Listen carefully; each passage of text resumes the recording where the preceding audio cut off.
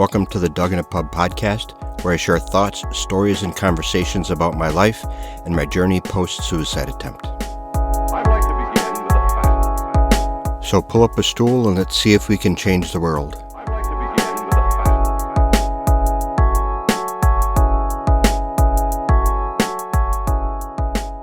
Hello and welcome to the Dug in a Pub podcast. I'm going to call this the start of season 2. Sorry I've been away for so long, but I had some friends ask me some pretty big questions about my life and, my story. So I really had to step back and look at how to answer those questions. Kind of get through to the answers, but there's a lot of, at least in my mind, there's a lot of groundwork I need to lay down first. So I've already got like the next 10 or 12 episodes planned out. This could be the first one of the new series or season 2 or whatever.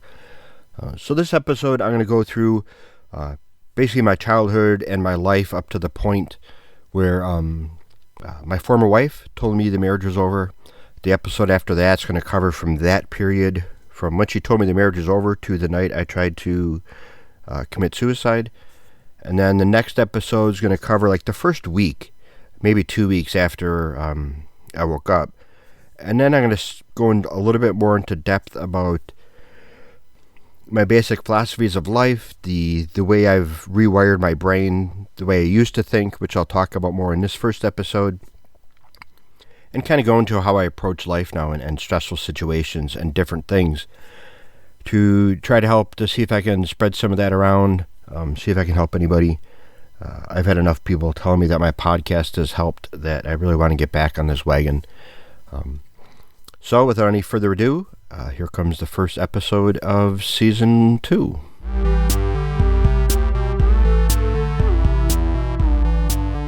So in this first episode of the new season, I'll talk about my childhood, some of the struggles I had, some of the things I've learned about myself looking backwards, which I didn't realize till much later in life, to kind of give a framework as to when I started this process of change and kind of trying to become who I wanted to be, what I was working with from the start. So I was born in 1966. I was the youngest of 4 kids, active alcoholic mother at the time. She did quit drinking when I was 12, joined AA. And I remember when she came in and told me, she said, "Yeah, I got to tell you something." I said, "Oh no, she's got cancer," because she was a smoker. But she was in AA. I'm like, I'm not sure what that means. But going back, I have very few memories of my childhood. One of my earliest is playing a game of tackle in the front yard at our new house in Brookfield. I was probably 5 or 6, and my brother tackled me face first into a pile of dog shit. That's one of my first memories that I have, and that was 6. Although there was an incident in 2nd grade shortly after we moved, and they put me into school young. I think I started school when I was like 4. So I was way too young to be in school, but there I was.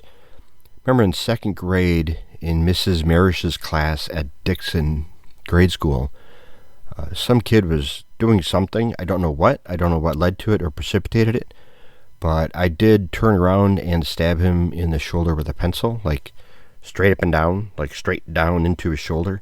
I don't remember what happened after that or what kind of trouble I got into or anything.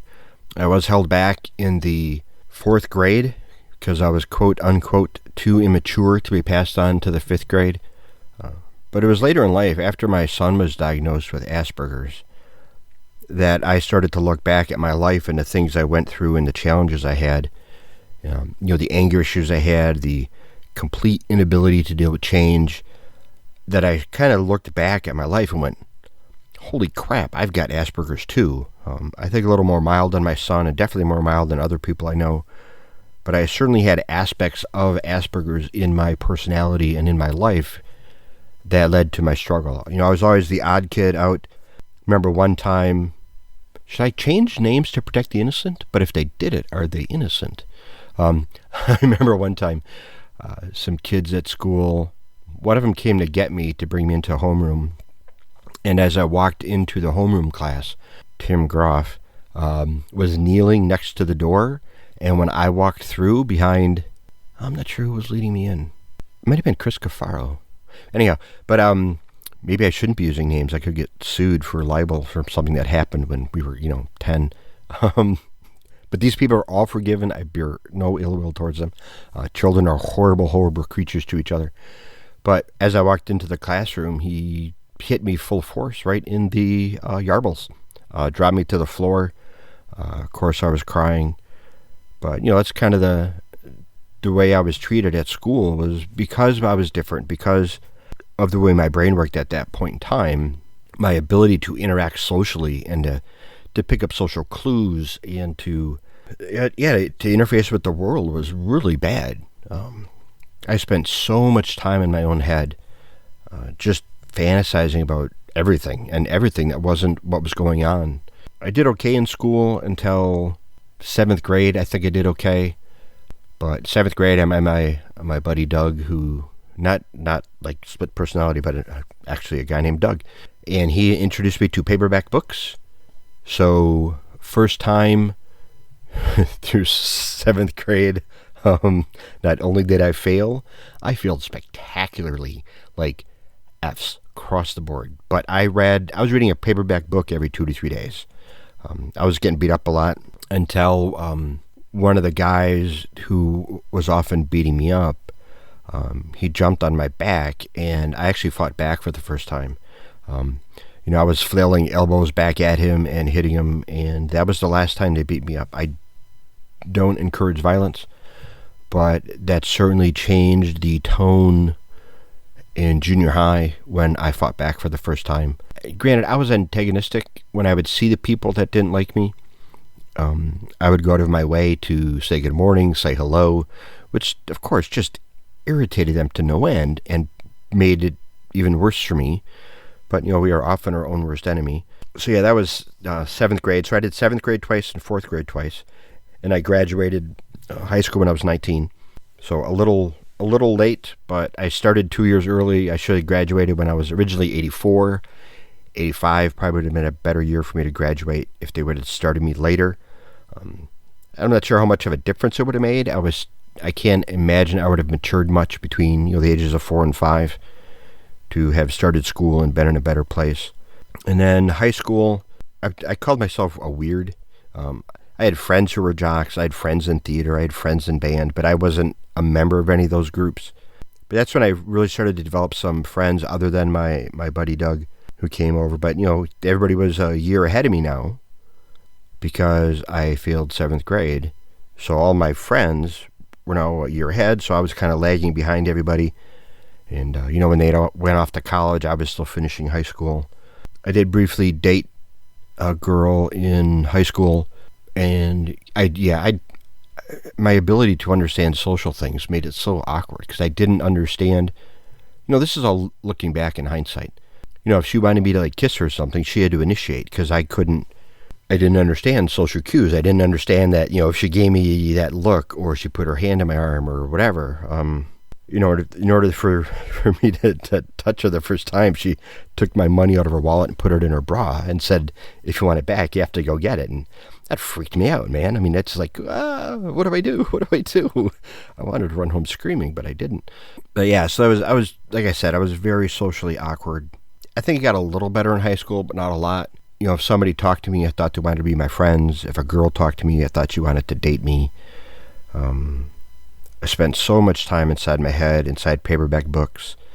I watched so many movies at a place down the street in Brookfield where I grew up called Nord Video. And once you go to Nord Video and you pick out 14 movies to watch for a weekend. But that was kind of my existence through high school. It was rough. I did have moments of glory, as it were. I wrote a play about 2 guys in high school. One was a jock, one was a smart guy. My creative writing teacher, Mrs. Durfler, actually, if I remember right now, memories don't always tell the truth, but I had them play each other character, and it was both about how they met a girl over the weekend. And, one described all her physical attributes, and she was, sexy, and she looked like this, and, all that kind of thing. And the other guy talked about how she was smart and funny, and I had the jock talking about how she was smart and funny, and I had the smart guy play the guy who was talking about her physically. So it was just a juxtaposition. It was the same girl, of course, because otherwise, where's the hook? But, she actually put my play on. Oh, going back, in 7th grade, I think the second time through, I actually took a survey of school, verbal survey, of whether I should kill myself or not. Chris Hogan from high school or junior high said don't, so I didn't. And then my buddy Doug and I made promises. We made promises to never do drugs, and I'm doing okay on that one. We'll leave Doug alone on that. And I also promised never to kill myself after Chris Hogan said don't. So I give her a world of credit for keeping me grounded, whether she knows it or not. If somebody hears this and knows her, please let her know that she saved my life for decades. But, that lasted until, almost 10 years ago now, when I finally, made the jump to try to do myself in. But that brings us to end of high school. I went to Waukesha Tech for 2 years. Got into one fight with a guy there who was a real dick. I hope he's doing well now. I mean, it was, again, high school, and children are so mean to each other. We have no idea. But then I would go out dancing, never meeting anybody, but I could just zone out. And then I'd go home and I'd cry because I was just alone. I felt so abandoned in the world.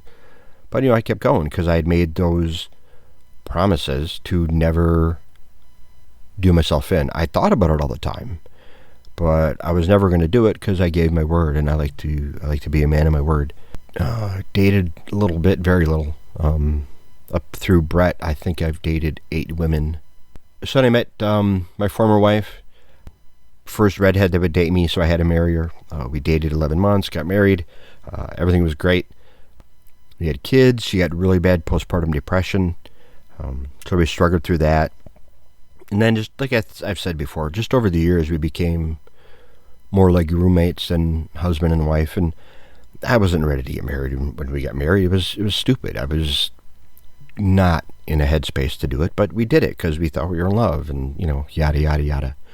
But some incidents from our marriage, I used to be very passive aggressive, very much always played the martyr in our relationship.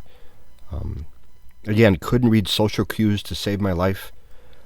But there was a party, and Kelly called me out on a couple things. Like, hey, did you notice that when you were talking to so-and-so, they started to walk away, and then you just followed them to keep telling your story? And I went, well, yeah, I wasn't done. She's like, if they're walking away, they're done. Whether you are or not, they're done listening. That's why they walked away. That's why they're looking at their hands or looking across the room to find somewhere to go. So she really helped me use the hypervigilance I had.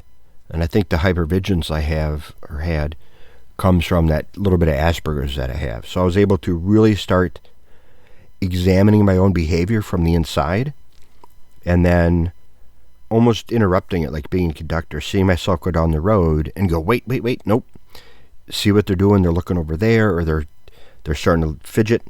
They want to be done talking, so wrap this up.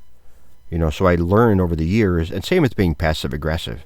Once she started to call me on it, and yeah, when she first did, even though I asked her to, I was getting really defensive and pissed off. But still, over the years, because of her input, I learned to recognize when I was being passive aggressive. And I was starting to learn that if there was something about myself, if I worked at it, if I worked really, really hard, I could get better. I could start to behave in a manner that was more acceptable, that was more conducive to friendships and relationships and just existing in the world in a harmonious manner.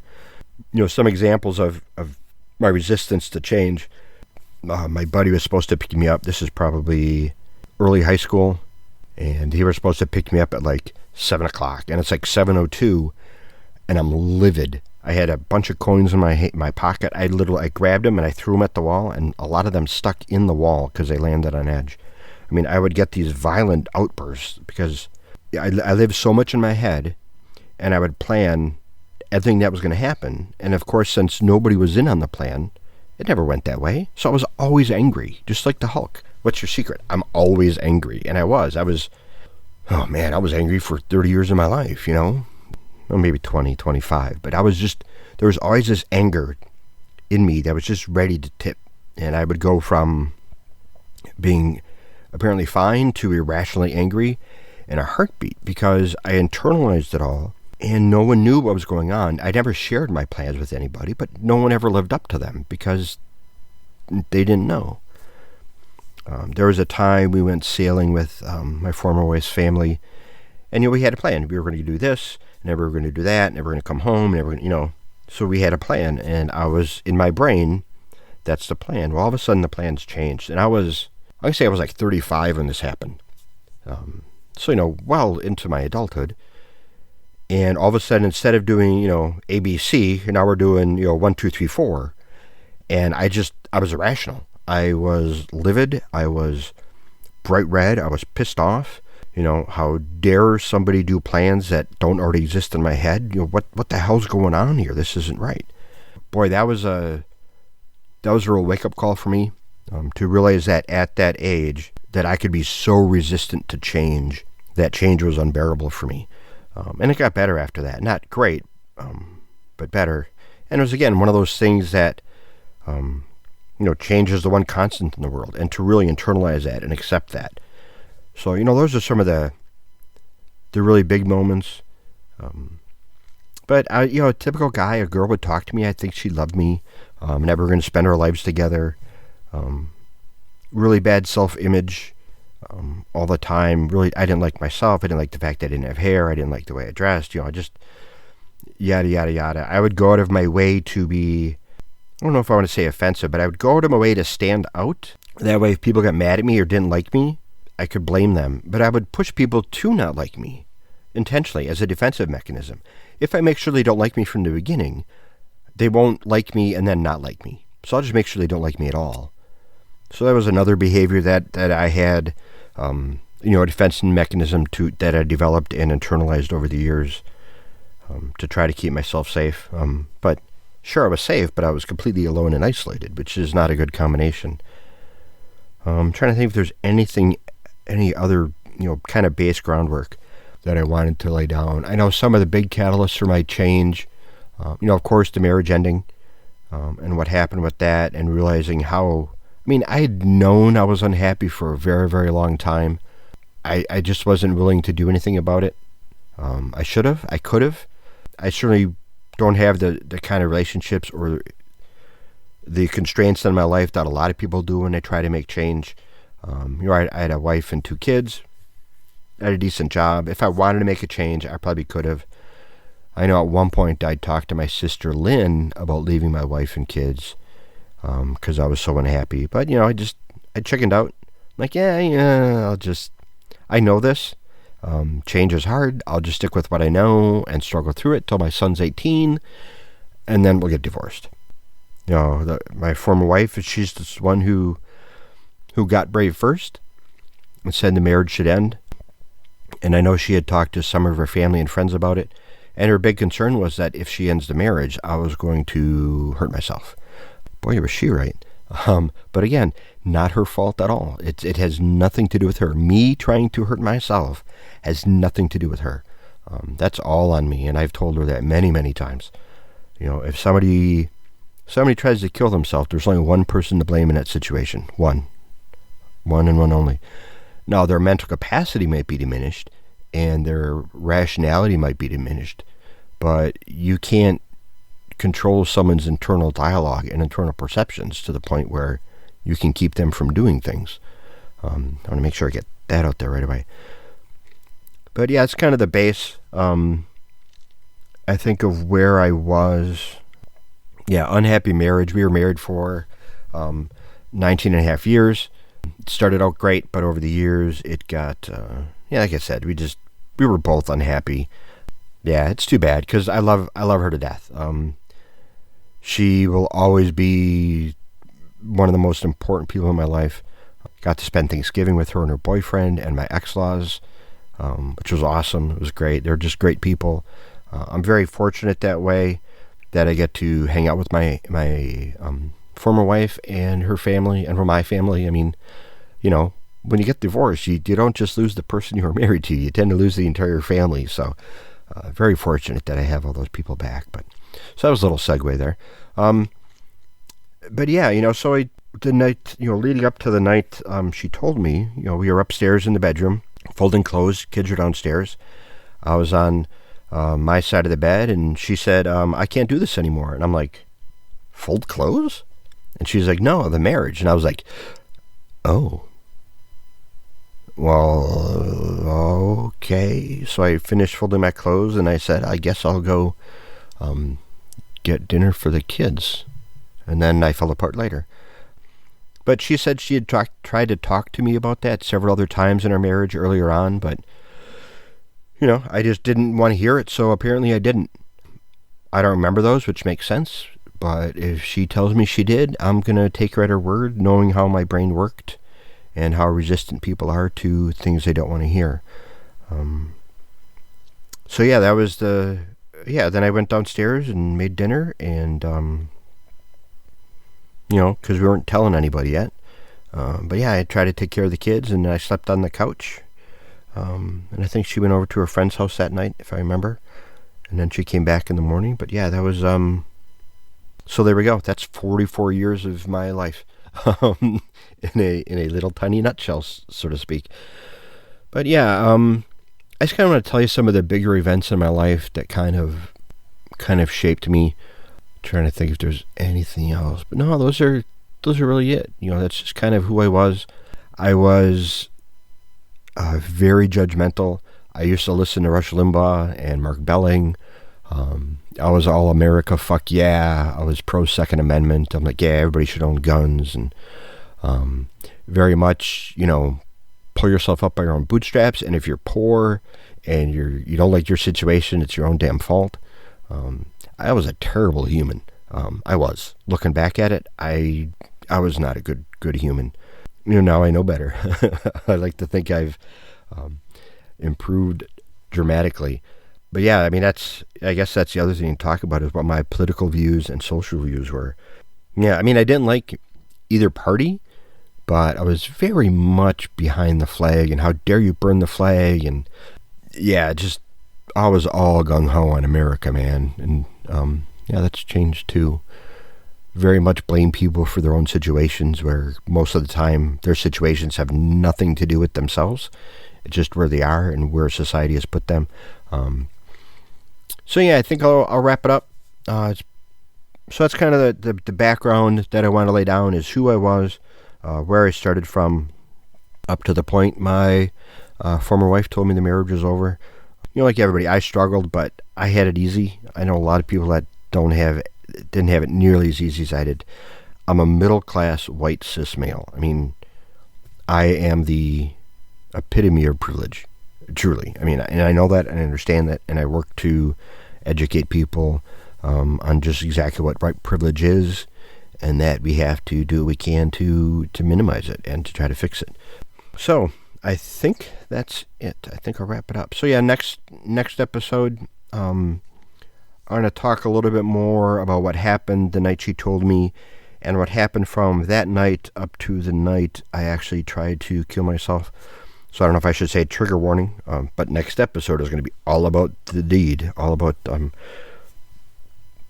the thought process that led me to the decision to take my own life.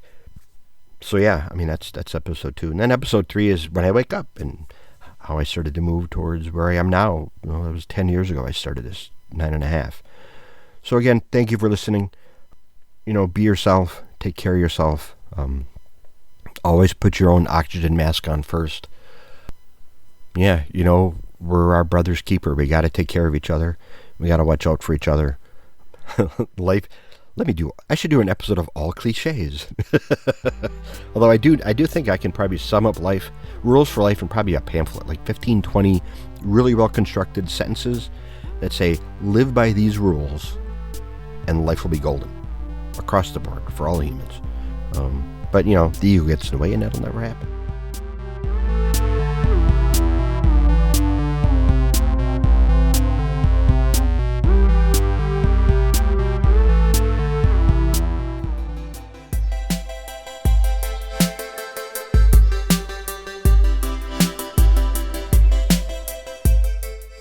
Thank you very much for listening. You can reach out to me at doug@douginapub.com. I'm on Twitter and Instagram and Facebook. Everything is Doug in a Pub.